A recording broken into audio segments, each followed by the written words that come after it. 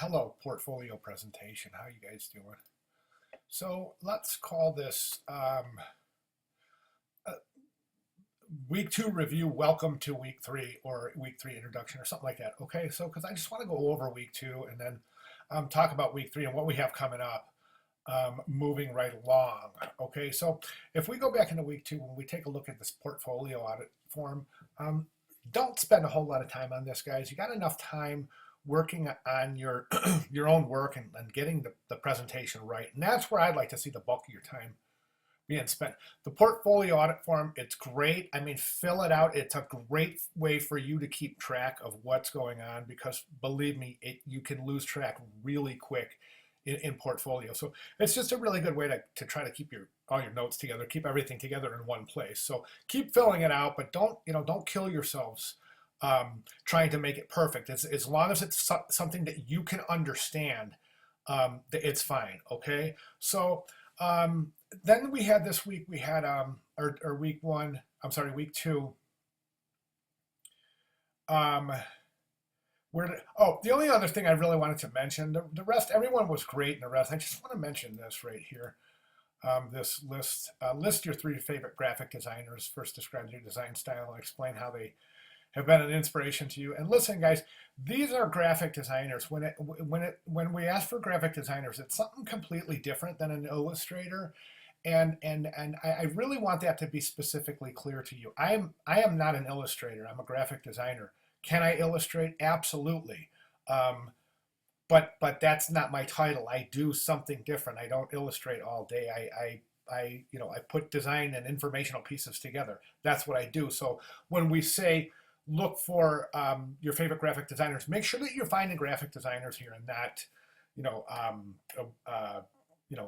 manga artists or traditional illustrators. Okay, just to keep our keep on level ground here, so we're all comparing oranges to oranges, as it were. Okay, and that's okay. So back to week two and assignment two in week two. That was the critical assessment for your portfolio work, the body of work, and I talked about each one of these pieces. I think we even got into each of you guys got this markup I had. And I don't think I really had any questions in there. So everything was answered, I hope. If not, please let me know. Thank you very much to those of you who reposted addressing your shortcomings in your first post.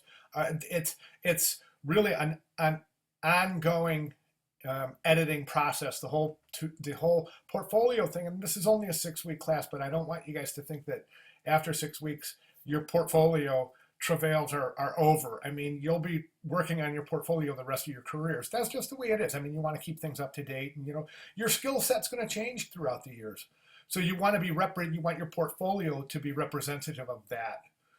Okay, and then I got everybody in here, and I kind of let you guys alone to talk about your own posts here without trying to get too involved, but everybody got their own comments and their comments on the important part of what I consider to be the important part of the class, and that's the actual presentation of your work. Okay, so let's move into week three here. And speaking of presentation to work, let's take a look at this link called presentation in week three. This is really important, guys. All right, and I'm going to talk to you as an employer right now and not as an instructor. Okay, as an employer, I want to tell you to read this. Okay, read this right here, all of this whole thing under presentation here. If I could have written this, I would have written it just like this because it's so important and it really hits on some important things here. Okay, first of all, the research.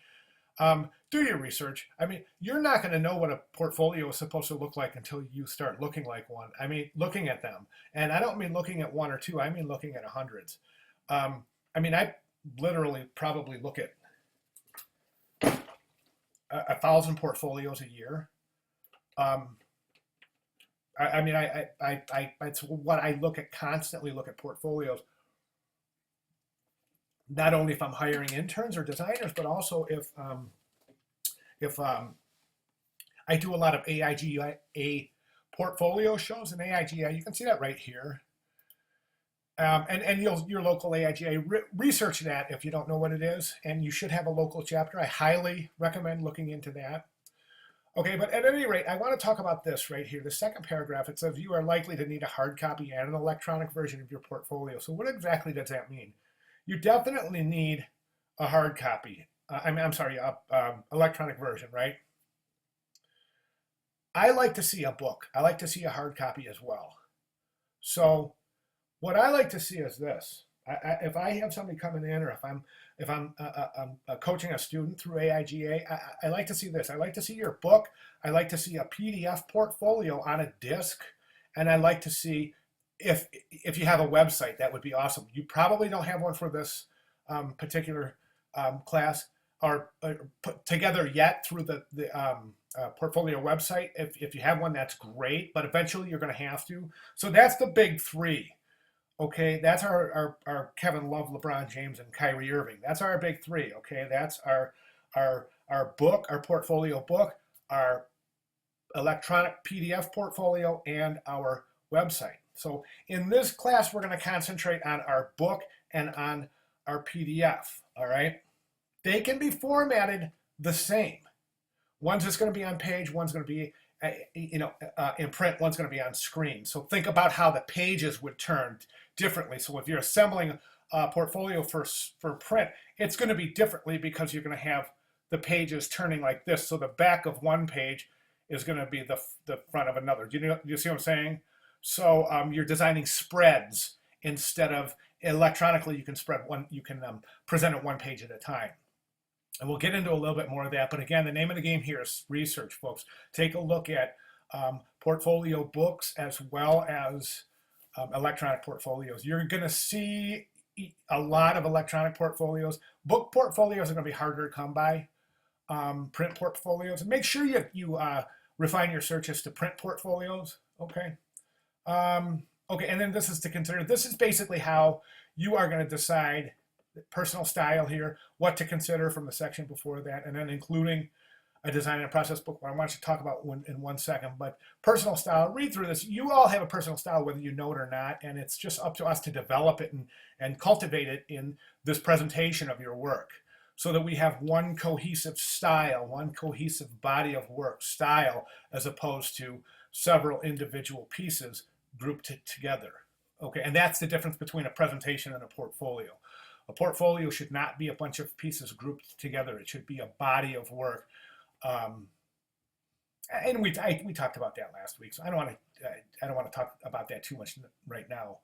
I want to talk about your process book right now. So I look for a process book too. Why? Because I need to know that if I'm going to hire somebody, I need to know that they can sketch. I need to know that they can take an idea on paper and see it through to fruition. Do you see what I'm saying? I prefer you do your ideation stage through sketching. I kind of require my designers to sketch first and to go to the computer second. I think it's a much more expeditious use of time. The one thing I wanted to say about a process book is show your ideas. Okay, if you have to write a little tagline, a little byline on each image or sketch or something, do so. Just let us know what you're doing, what you're thinking, what's the thought process, what's your start and what's your end, what's the goal, and have you achieved that goal? Do you see what I'm saying? Again, it's a body of work as opposed to a series of individual pieces. Any questions on books, print portfolio books, PDF, and anything on that, please address that. I'll address those individually if by request if you guys have any questions there. Midterm evaluation. Yeah, go ahead and take a look at these. But just remember what I just said about portfolio. Number one, what I'm looking for in a portfolio, number one above all, is good typography. If it doesn't have good typography, I won't look any further. I don't care how good the illustration is or how good the layout is. If the typography is not there, I'm done looking at it. And I think I speak, and I'm not trying to sound like a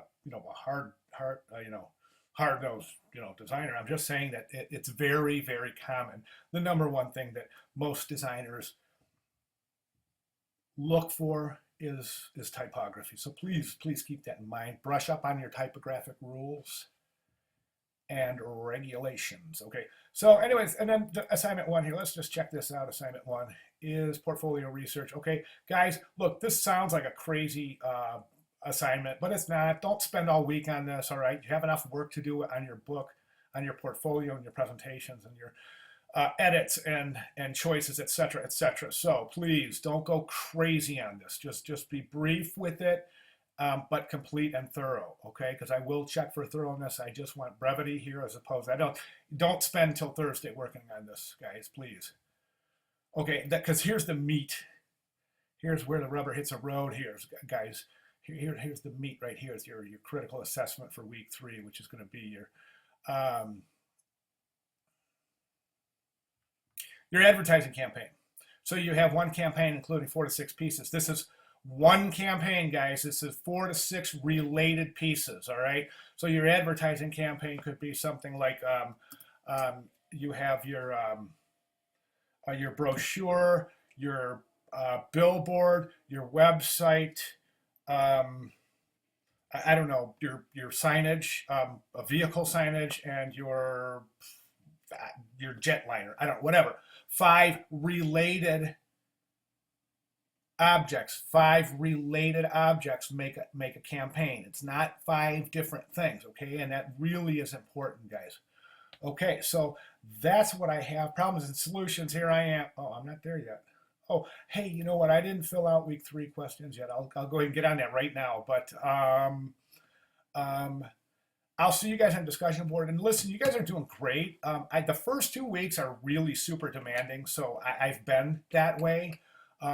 So once the decisions are made, we can start moving along and maybe even having a little fun here. But so week 1 and week 2 are certainly the most demanding as far as getting this together, getting this together. So just want to let you know. Okay, guys, awesome. Each of you are doing great, and I'm right here if you need me. So I'll see you guys in discussion board this week. Okay, thanks.